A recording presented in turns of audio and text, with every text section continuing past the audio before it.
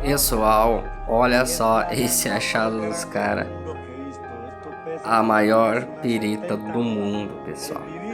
Tem aproximadamente 1,5 tonelada. Lá na Colômbia.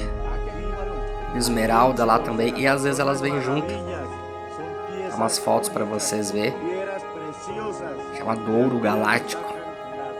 Então, pessoal, lá na Colômbia acharam essa pirita.